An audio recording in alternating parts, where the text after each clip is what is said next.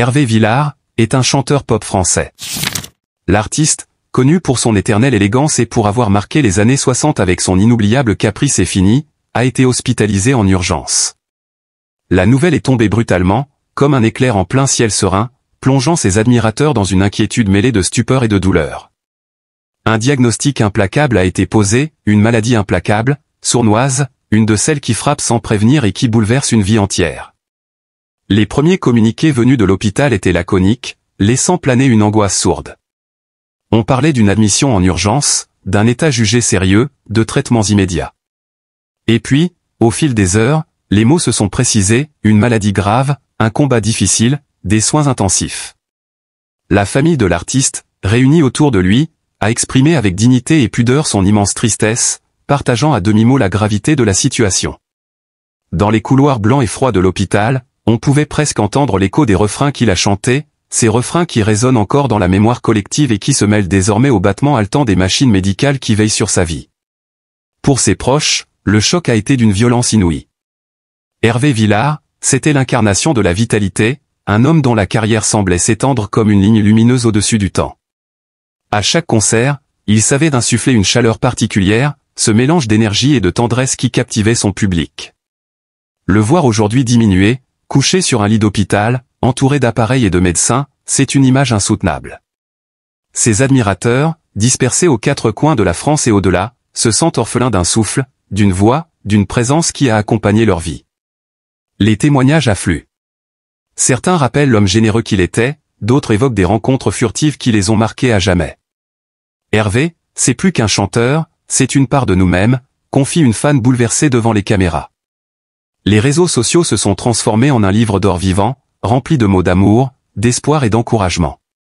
Mais derrière chaque message se cache la peur d'un silence définitif, d'une disparition qui laisserait un vide béant dans le paysage culturel français. À travers les décennies, Hervé Villard n'a cessé de réinventer son art, portant haut la flamme de la chanson populaire.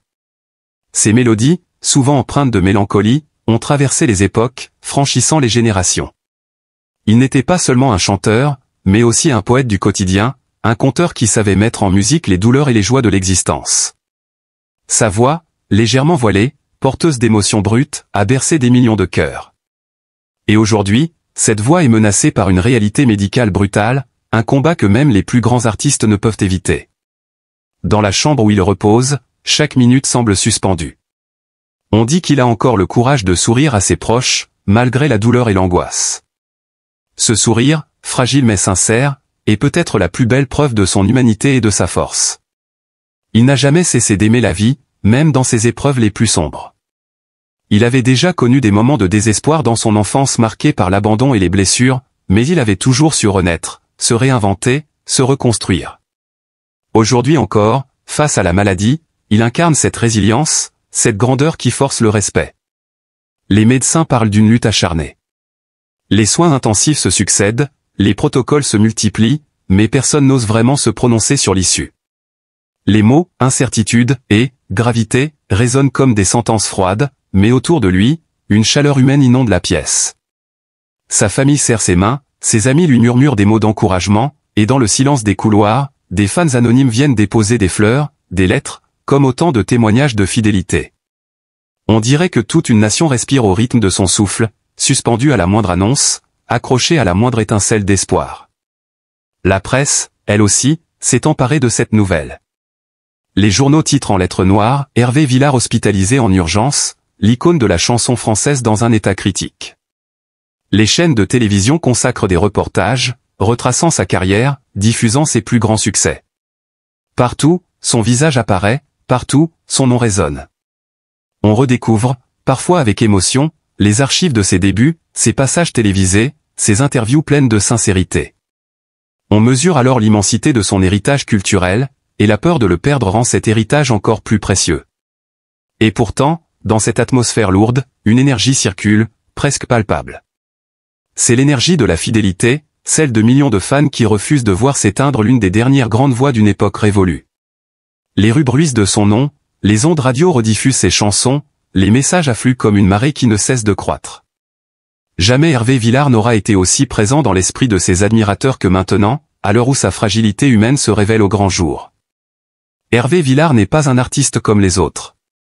Il a traversé le temps avec une constance rare, sans jamais perdre cette sincérité qui faisait de lui un chanteur profondément humain. Il n'a pas seulement chanté des chansons, il a chanté la vie, dans ce qu'elle a de plus beau et de plus cruel. Il a donné une voix aux émotions que tant de gens n'arrivaient pas à exprimer. Et c'est précisément pour cela que son combat actuel résonne si fort. Car en lui se joue non seulement la survie d'un homme, mais aussi la survie d'un fragment de mémoire collective, d'une sensibilité française qui a bercé tant d'âmes. Les heures passent, et l'attente devient insupportable. Les médias scrutent le moindre communiqué, les fans prient, les proches espèrent. Dans ce théâtre de l'incertitude, une chose demeure, l'amour immense que le public porte à cet homme.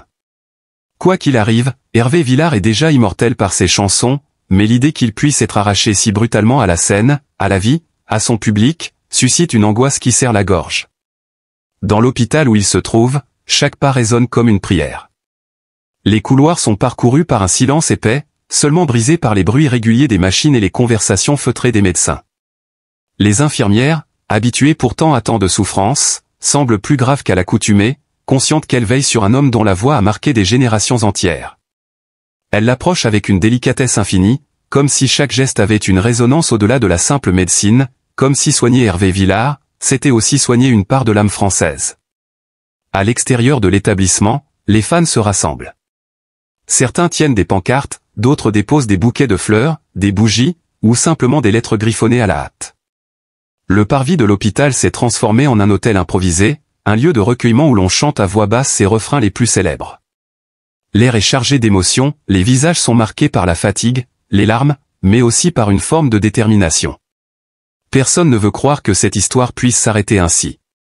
Dans les studios de radio et de télévision, une véritable marée d'hommages s'organise. Les animateurs interrompent leurs programmes habituels pour passer ces chansons, parfois entières, parfois entrecoupées de témoignages bouleversants. D'anciens collègues, des musiciens, des chanteurs contemporains viennent raconter leurs souvenirs, la première fois qu'ils l'ont entendu chanter, la première fois qu'ils l'ont rencontré. Beaucoup évoquent sa gentillesse, son écoute, sa simplicité, contrastant avec la notoriété immense qu'il avait su conquérir. Les artistes de toute génération se mobilisent. Certains écrivent des messages sur les réseaux sociaux, d'autres adressent des lettres publiques à Hervé, comme pour l'encourager à continuer ce combat. On parle même de concerts hommages spontanés, organisés dans des cafés-concerts, des petites salles, où le public se réunit pour chanter ensemble Caprice est fini, Nous, ou d'autres de ses chansons, comme pour lui transmettre une énergie collective capable de traverser les murs froids de l'hôpital. Dans les médias internationaux, la nouvelle s'est répandue comme une traînée de poudre. En Espagne, en Italie, en Amérique latine, où il avait également conquis un public fidèle, on s'inquiète de son état de santé. Des journaux étrangers publient des dossiers spéciaux retraçant sa carrière, saluant sa contribution à la culture francophone.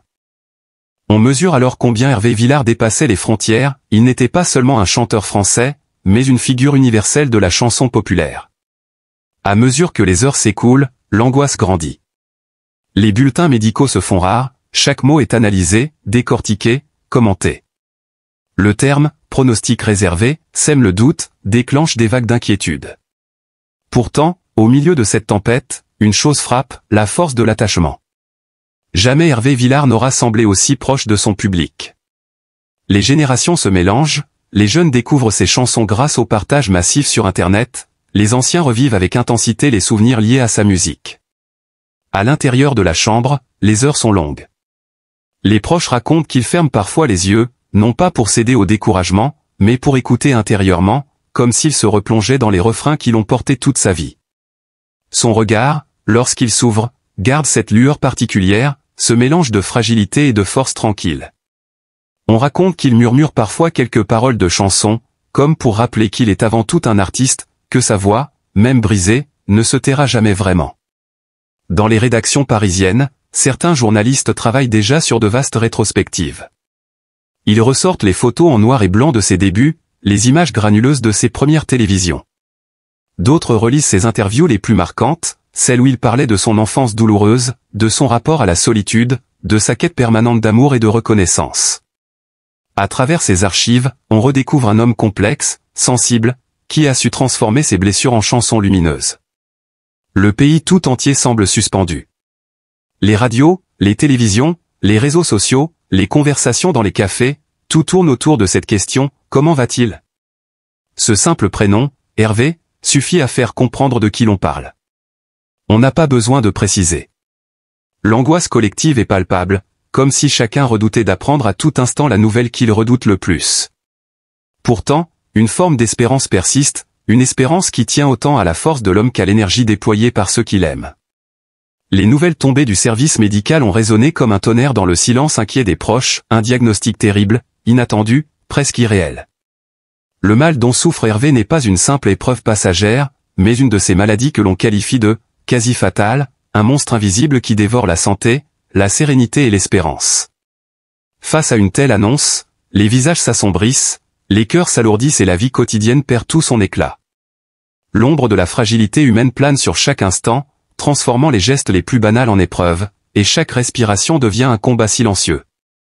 La famille de l'artiste, témoin impuissant de cette descente dans l'inconnu, vit un véritable naufrage émotionnel. Les larmes coulent dans la discrétion des couloirs, les prières s'élèvent en silence, et chaque regard échangé porte en lui le poids d'une douleur partagée. Les souvenirs heureux, les repas de famille, les instants de rire partagés, tout cela remonte à la surface comme pour rappeler la brutalité du présent. On mesure alors à quel point les liens du sang et du cœur deviennent vitaux quand la vie menace de se briser. Les heures passées dans l'attente d'un diagnostic plus précis ou d'un signe d'amélioration se transforment en véritable torture psychologique.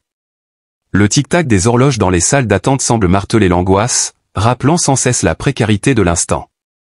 Chaque médecin qui franchit la porte, chaque infirmière qui ajuste une perfusion devient porteur d'une nouvelle qui pourrait bouleverser l'équilibre fragile de l'espoir. Mais trop souvent, les paroles médicales se parent de prudence, de gravité, laissant derrière elles un goût amer d'incertitude et de désespoir.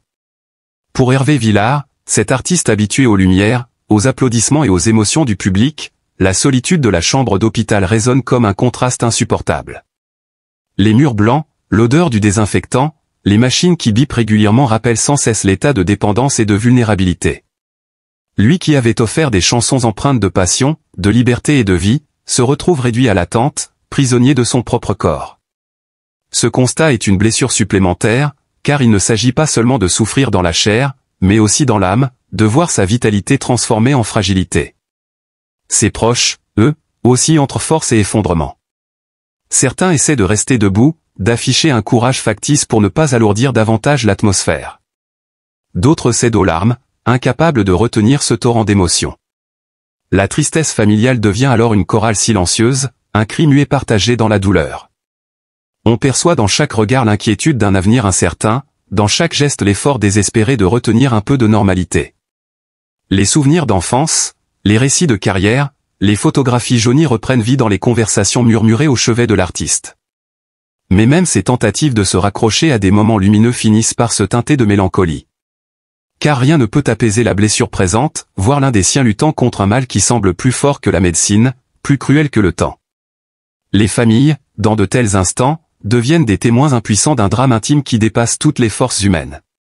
Chaque membre de la famille vit cette épreuve différemment, mais tous partagent la même douleur. Les silences deviennent éloquents, ils expriment ce que les mots ne parviennent plus à dire. La peur de l'avenir, la crainte des lendemains sans lumière, le sentiment d'injustice, tout se mélange dans un tourbillon d'émotions contradictoires. Même les moments de tendresse, un sourire forcé, une main posée sur l'épaule, sont empreints d'une gravité que seule une telle situation peut imposer. Dans la presse, les rumeurs et les informations se propagent, mais à l'intérieur des murs familiaux, ce n'est pas la curiosité du public qui domine, mais l'abîme de l'inquiétude. Les messages de soutien qui affluent du monde entier ne parviennent pas à combler le vide créé par la peur. Les mots d'encouragement sont certes réconfortants, mais ils ne dissipent pas la vision cruelle d'un être aimé étendu sur un lit médicalisé, branché à des machines qui rythment désormais son quotidien. La tristesse, dans ce contexte, devient une compagne permanente. Elle s'installe dans les cœurs, elle alourdit chaque respiration, elle assombrit chaque pensée. Elle rappelle sans cesse que la vie, même pour les figures les plus aimées, demeure fragile et éphémère. Elle impose une lenteur au jour, une gravité aux nuits, et fait de chaque sourire un effort douloureux. Les proches de l'artiste en sont prisonniers, tentant de se soutenir les uns les autres, mais incapables de masquer la profondeur de la blessure. Dans cet océan d'émotions, Hervé lui-même ressent la tristesse de voir sa famille se consumer dans l'angoisse. Car pour un homme de son parcours, le plus douloureux n'est pas seulement de souffrir dans sa chair, mais de constater la souffrance qu'il inflige malgré lui à ceux qu'il aime. Le miroir de la douleur est encore plus cruel lorsqu'il se reflète dans les yeux des proches, et cette tristesse partagée devient un poids presque insoutenable.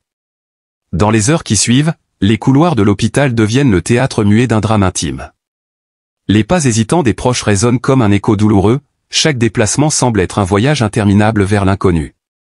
Le regard des infirmières, empreint d'une compassion discrète, ne fait qu'accentuer la gravité de la situation. Les membres de la famille se croisent, se parlent à voix basse, s'étreignent parfois en silence, car les mots sont devenus inutiles face à une douleur qui les dépasse. La mère, le frère, les neveux, chacun vit l'épreuve à sa manière. La mère, silhouette fragile mais encore habitée par une dignité tenace, s'assoit longuement au chevet de son fils. Ses mains ridées se posent sur celles d'Hervé, comme si ce simple contact pouvait retenir la vie, la protéger contre la morsure du temps et de la maladie. Ses yeux humides trahissent un océan de larmes retenues, et derrière chaque battement de paupières se cache la peur insoutenable de l'adieu. Le frère, lui, reste debout dans un coin de la chambre, le regard fixé sur le sol, prisonnier de ses pensées. Les souvenirs d'enfance affluent, la complicité fraternelle, les disputes oubliées, les rires partagés dans des instants de jeunesse insouciante. Ces images ressurgissent avec une intensité poignante, mais elles se heurtent au présent, cruel et inéluctable. Comment accepter que celui avec qui l'on a grandi puisse être aujourd'hui réduit à une fragilité si douloureuse? Les neveux, plus jeunes, observent la scène avec une incompréhension mêlée de peur. Pour eux, Hervé a toujours été une figure forte, un repère familial, presque mythique. Le voir ainsi, alité, branché à des machines, bouleverse l'image qu'ils avaient construite. Leur regard oscille entre la révolte et la peine, car aucun mot ne peut expliquer une telle injustice. Ils posent parfois des questions naïves auxquelles personne ne sait répondre, et le silence qui suit ces interrogations devient une réponse plus dure que toutes les vérités. La tristesse se propage ainsi de visage en visage, d'âme en âme, créant une atmosphère pesante qui enveloppe la chambre comme un voile sombre. Même les objets du quotidien semblent alourdis par ce climat, le verre d'eau posé sur la table, la chaise laissée vide, le sac oublié au pied du lit. Tout paraît figé dans une attente douloureuse, comme si le temps lui-même hésitait à poursuivre sa course. Dans ce cadre oppressant, la santé d'Hervé reste au centre de toutes les attentions. Chaque mouvement qu'il accomplit, aussi faible soit-il, est observé avec une intensité presque dramatique. Un souffle plus profond, un regard ouvert, un léger mouvement des doigts deviennent des signes d'espoir auxquels la famille se raccroche désespérément. Mais la réalité médicale, avec ses bilans, ses examens et ses pronostics prudents, ramène sans cesse à la gravité de la situation. La nuit, le silence s'épaissit encore. Seuls les bips réguliers des machines rappellent que la vie poursuit son fragile chemin. Les proches, assis dans des fauteuils inconfortables, luttent contre le sommeil, redoutant que le moindre instant d'inattention leur vole une présence devenue précieuse. Les visages se creusent de fatigue, les corps ploient sous l'épuisement, mais personne n'ose s'éloigner. Car l'idée de laisser Hervé seul, ne serait-ce qu'un instant, est insupportable. La tristesse, alors, se transforme en un fardeau collectif. Elle unit la famille dans une douleur commune, mais elle creuse aussi des fissures invisibles. Les nerfs s'échauffent, les mots échappent parfois dans l'excès d'émotion, et les incompréhensions surgissent. Certains reprochent aux autres leur manière de réagir, leur silence ou leurs excès de larmes. Mais derrière ces tensions se cache la même réalité, une souffrance trop grande pour être contenue, un amour trop fort pour ne pas se briser face à la menace de la perte. Dans cette atmosphère lourde, même les souvenirs heureux prennent une teinte amère. On évoque parfois ses succès, ses tournées, les foules qui chantaient avec lui, mais chaque évocation se termine par un silence étouffant. Car tout cela appartient déjà au passé, et le présent, avec sa brutalité, efface peu à peu l'éclat de ses souvenirs. Ce qui compte désormais, c'est la survie, le maintien d'un souffle, l'espoir fragile que la médecine parvienne à repousser l'inévitable. Hervé, malgré la fatigue et la douleur, perçoit cette tristesse autour de lui. Ses yeux, parfois entr'ouverts, croisent ceux de sa mère, de son frère, de ses neveux. Et dans ses regards, il lit l'amour, mais aussi la peine insoutenable qu'il leur cause malgré lui. Pour un homme habitué à donner, à offrir de la joie par sa voix et sa présence, il est atroce de constater qu'il ne transmet plus que de la souffrance et de l'angoisse. C'est une tragédie silencieuse qui le ronge de l'intérieur, plus douloureuse parfois que la maladie elle-même. Les médecins passent, la famille écoute, mais les mots médicaux glissent comme une pluie glacée, traitement lourd, incertitude, vigilance extrême. Chacun tente de comprendre, de retenir un détail qui pourrait redonner de l'espoir, mais la gravité des propos se lit dans les regards baissés, dans le ton mesuré des soignants. Alors la famille se replie sur elle-même, s'accroche aux gestes tendres, aux caresses discrètes, au silence partagé, comme si la seule force qui leur restait était l'amour. Ainsi, les jours s'écoulent dans un mélange d'angoisse et de mélancolie. La vie, qui semblait si riche, si pleine, se réduit désormais à l'attente dans une chambre d'hôpital, à l'espoir d'un sourire, d'une main serrée. La tristesse est devenue la compagne invisible de chaque instant, pesant sur les épaules de tous, déformant chaque pensée, alourdissant chaque respiration. Et dans cet espace clos, entre les murs blancs et les machines froides, la famille et l'artiste se tiennent ensemble, suspendus entre l'amour et la douleur, dans un présent où chaque seconde est à la fois précieuse et insupportable. Les médecins ont confirmé ce que chacun redoutait sans oser le dire à voix haute, le diagnostic est grave, implacable, presque insupportable à entendre. Une maladie cruelle, de celle qui arrache la paix et vole la sérénité, est venue frapper l'artiste au cœur même de son existence. On parle d'une bataille médicale qui s'engage, d'un combat où chaque respiration compte, où chaque heure devient une victoire arrachée au désespoir. Le chanteur, aujourd'hui en soins intensifs, se trouve dans cet entre-deux fragile, suspendu entre la douleur et l'espérance, entouré de la vigilance des médecins et du chagrin silencieux de sa famille. Car ce n'est pas seulement l'artiste que la maladie atteint, c'est aussi l'homme, l'ami, le frère, le fils d'un monde qu'il a tant admiré. La famille d'Hervé Villard, déchirée par cette épreuve, a fait parvenir quelques mots sobres mais bouleversants depuis les couloirs anonymes de l'hôpital. Ces mots, porteurs de tristesse et de dignité, rappellent à chacun que derrière la figure publique se cache un être fragile, vulnérable, et qu'aucun succès, aucune gloire, aucun souvenir de triomphe ne protège d'une telle épreuve. Le rappel à la compréhension et à la compassion résonne comme une prière laïque, une demande silencieuse adressée à tous ceux qui, de près ou de loin, ont un jour trouvé du réconfort dans la voix de cet artiste. Devant une telle situation, il est naturel que les cœurs se serrent, que les pensées s'élancent vers lui, comme des gestes invisibles de soutien. Mais il est aussi essentiel de rappeler que ce moment tragique nous engage tous. Il ne s'agit pas seulement de compatir à distance, de lire des nouvelles avec un frisson passager avant de reprendre le cours de nos vies. Il s'agit d'un appel profond à l'humanité, à la capacité d'aimer, d'espérer, de se rassembler autour de celui qui, par ses chansons et sa sensibilité, a su réchauffer nos âmes. Hervé Villard est bien plus qu'une figure de la chanson française, il est un symbole d'émotion, de sincérité, d'une certaine fragilité assumée qui a touché au plus juste ceux qui l'ont écouté.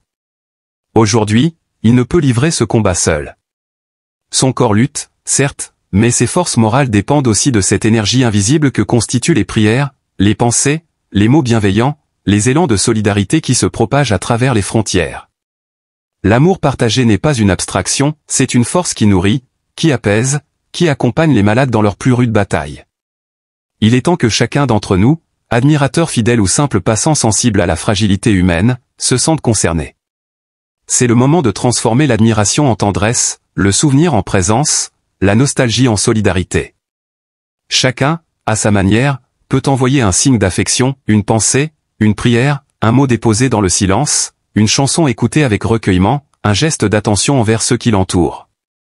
Car soutenir Hervé Villard, c'est aussi soutenir sa famille, ses proches, ceux qui veillent dans les couloirs glacés de l'hôpital et qui affrontent, minute après minute, la peur de l'irréparable. La douleur qu'ils ressentent est immense, insondable. Voir un être aimé, un pilier de vie, se débattre avec une maladie implacable est une épreuve qui ne se mesure pas. Pourtant, au milieu de cette obscurité, la lumière de l'amour partagé peut apporter un souffle d'espérance. Chacun de nous a le pouvoir d'être cette lumière, de tisser autour d'Hervé Villard et de sa famille un manteau invisible de chaleur humaine. Dans cette époque parfois marquée par l'indifférence et l'oubli rapide, il est vital de se souvenir que l'humanité se définit aussi dans ces gestes-là, tendre la main à distance, envelopper de tendresse ceux qui souffrent, reconnaître la valeur de la vie dans toute sa fragilité. Hervé Villard nous rappelle, malgré lui, que nul n'est à l'abri des épreuves, que la gloire et le talent n'exemptent pas de la douleur, et que l'amour est l'ultime ressource, celle qui transcende la maladie et la peur.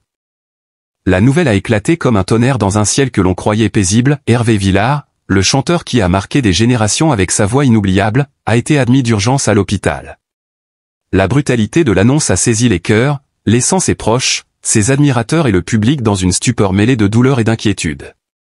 L'artiste, que l'on associe à la tendresse de ses chansons et à la chaleur de ses souvenirs, se trouve aujourd'hui face à une épreuve d'une cruauté implacable. Le diagnostic tombé est d'une gravité insoutenable.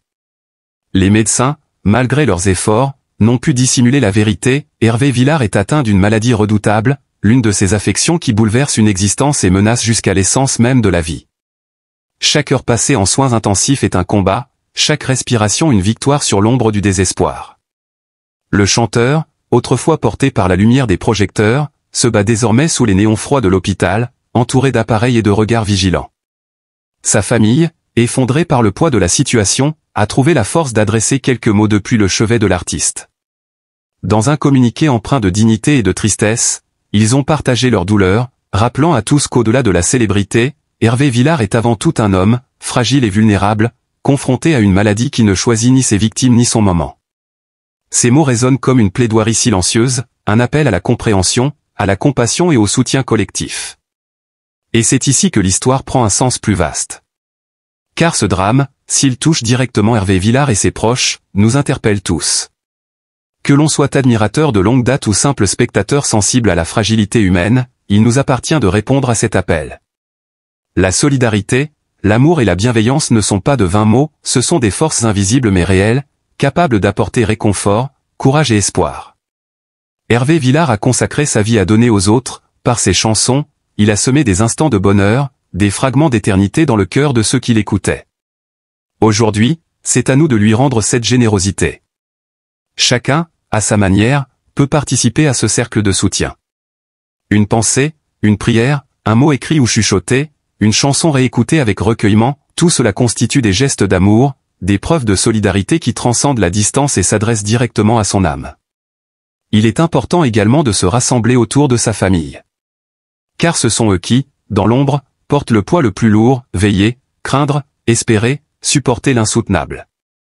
Leur douleur, souvent muette, est immense, et c'est à nous tous de leur rappeler qu'ils ne sont pas seuls dans cette épreuve. Dans un monde parfois marqué par l'indifférence et l'oubli, ce drame nous rappelle la valeur de la vie et la puissance de l'amour partagé.